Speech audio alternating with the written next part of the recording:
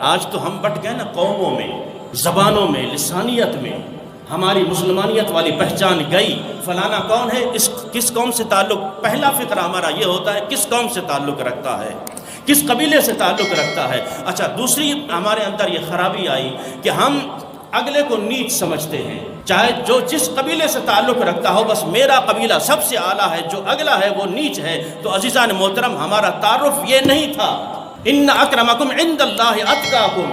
اس لیے نوجوانوں، در بدر کی ٹھوکریں کھانے والوں اور اپنے لیڈروں کے نعرے لگانے والوں، آؤ اگر واقعی غلامی کرنی ہے تو غلام مصطفیٰ بن جاؤ، حضور اکرم صلی اللہ تعالی علیہ وسلم کے غلام بن جاؤ۔ یہ لیڈری، یہ یہاں کی غلامی یہی رہ جائے گی جب آنکھیں بند ہوگی۔